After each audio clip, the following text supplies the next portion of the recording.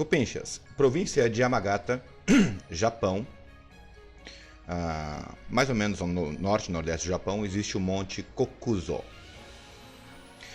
E no sopé do monte Kokuzo existem as aldeias de Kashiwagura, a aldeia de Monden e mais uma que é a aldeia de Murakizawa.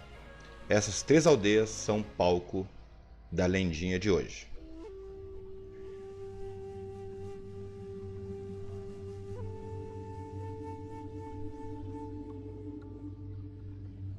Sementes d'água.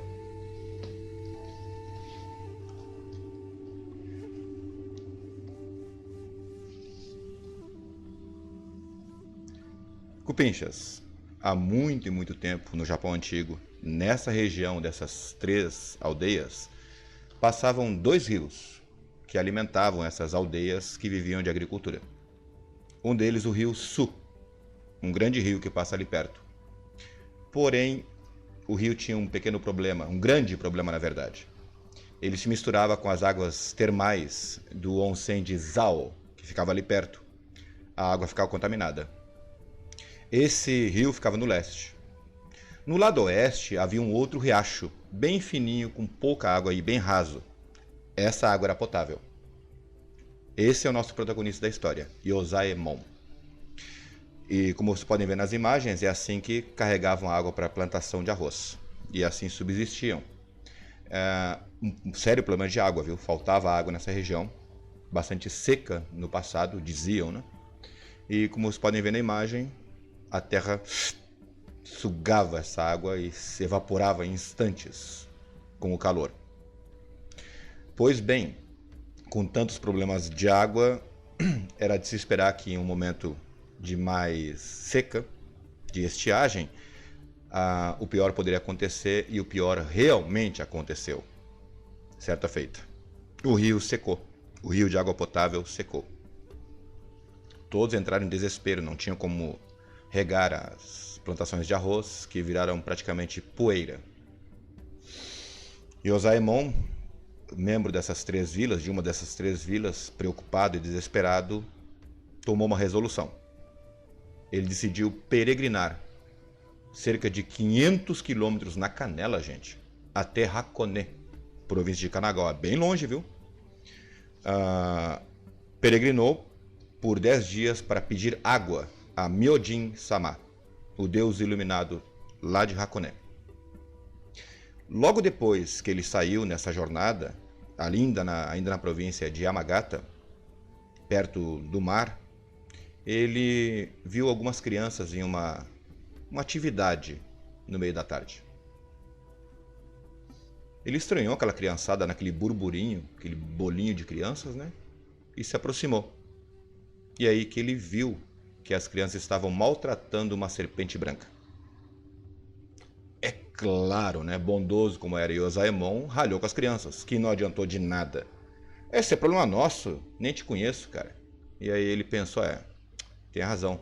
Tirou as únicas moedas que ele tinha e deu para as crianças. Vão comprar doce, vai, deixa a pobre da serpente em paz. Trocou a vida da serpente por dinheiro. O único dinheiro que ele tinha.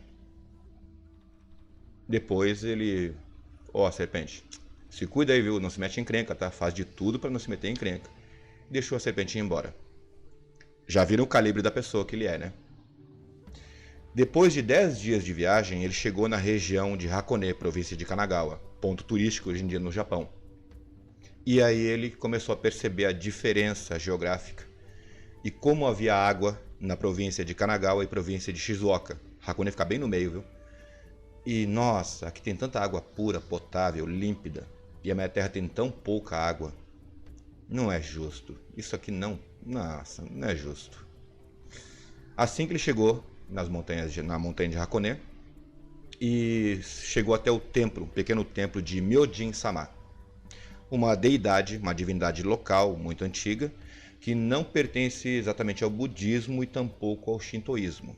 É uma divindade iluminadora, no qual, nessa história, é a divindade das águas. E Yozaemon então implorou, levando o pouco que ele tinha de oferenda para esse deus, e implorou por várias noites, vários dias e noites. Ele estava magro já da viagem, estava até diferente, pode ver, o desenho está Chega a estar diferente as feições dele. Meio barbudo, cansado, emagrecido. E todos os dias e todas as noites ele foi. Durante 21 noites, principalmente. Na 21ª noite de lua cheia, ele lá prostrado, implorando, velhinha acesa, pedindo para que esse Miodin Samar resolvesse o problema de água da terra dele, ou mandasse chuva, ou, sei lá, fizesse um milagre, porque não é fácil de resolver um problema de água, né? Eis que na 21ª noite, ele lá já cansado, prostrado, até pensando de repente em desistir, ele notou uma diferença no ambiente. Bonito, né? Eis que de repente tudo silenciou e uma luz se formou, e eis que apareceu um idoso, austero, muito bem arrumado, que falou com ele.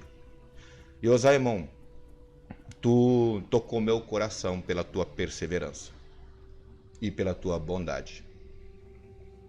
Durante tanto tempo, vindo de tão longe, tu precisa ter muita fé, muita fibra. E sabe aquela serpente? Pois é, a serpente branca é minha mensageira. E tu foi muito bondoso, salvando a vida de uma mensageira minha, mostrando definitivamente o poder, o alcance e a grandeza do teu coração. É por isso que sim, eu vou resolver o teu problema, o problema das tuas aldeias de água. Vou lhe conceder as... Como é que chama? Garrafinha d'água. Vai para o português que é Rikoku. Garrafinhas da semente d'água para ti. Yosaemon agradeceu e ficou... Porque ele estava vendo um fantasma na frente dele. Agradeceu, mas não sabia muito bem o que esse Miodin Samar, esse Deus, estava falando para ele. Como assim garrafinhas de semente d'água? E eis que num brilho, esse Deus se esvaiu, deixando 2 garrafinhas, na verdade de saquê. Garrafinhas para guardar bebida alcoólica.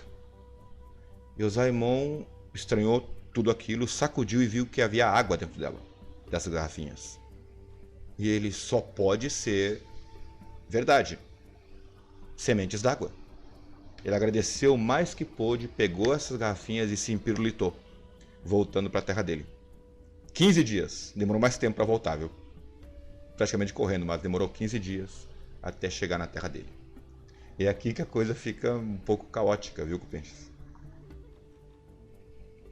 Chegando na terra dele, seca, devastada pela seca, ele reuniu as pessoas, os habitantes locais das vilinhas, e foram até a montanha, onde eles pretendiam semear essa semente d'água em uma espécie de, digamos, cachoeira ou algum rio, e eles estavam procurando um local exatamente propício, mas decidiram descansar.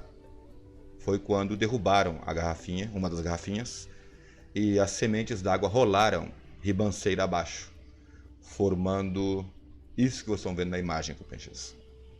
Uma verdadeira cachoeira, uma catarata que virou uma espécie de tsunami, de maremoto.